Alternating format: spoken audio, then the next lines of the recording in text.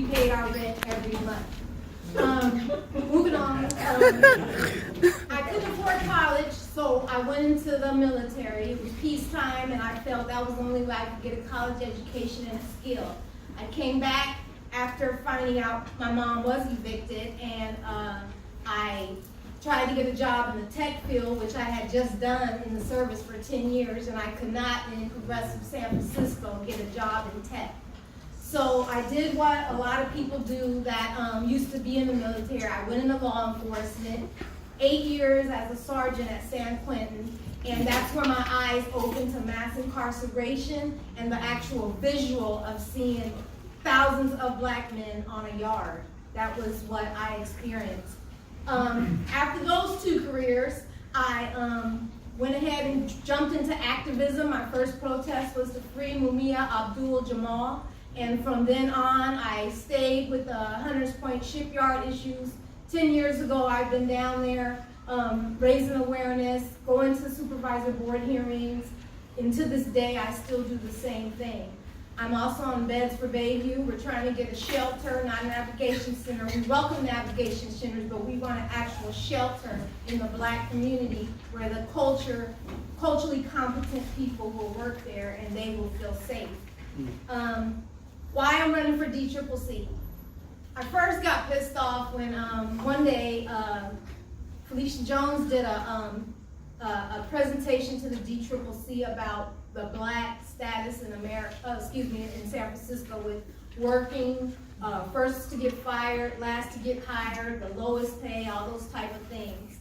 And lots of black women who don't normally attend DCCC meetings got in line and testified to what they had been through. And then there was a member on the board, Angela Aliato, who found it in herself to stand up and say the N-word. Not one time, not two times, but 6 times. And not one member on the DCCC said a word. Finally, David Campos had to stop her. But by then, the people that were coming to speak were begging that lady to stop. So that was the first time I was like, I need to do something about getting on this DCCC. The second time was at the last vote where endorsements went on, and that's an important job of the DCCC. I was very upset that Chessa and Dean did not at least get spot number 2. We have person after person stand up here and say, people of color, I care about people of color. How can you not support someone that is a tenant rights advocate in District 5, where I grew up and got evicted, and say you support people of color? How can you not support a district attorney that's in the criminal justice reform when we have black and women's families, husbands, sons, whatnot, all get incarcerated at a mass level? It's a no-brainer for me. It shouldn't be nothing you can negotiate. Next, my experience is I'm a delegate for the California State Party of California. I was the only one in the whole city of San Francisco that was not supported by the status quo. The only one in the city.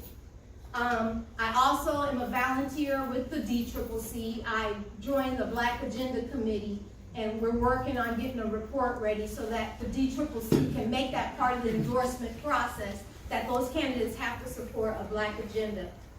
Other than that, I'm endorsed by Matt Haney, Shahid Buttar, San Francisco Tenant Rights, the San Francisco Bernie Crats, and for sure the Baby newspaper.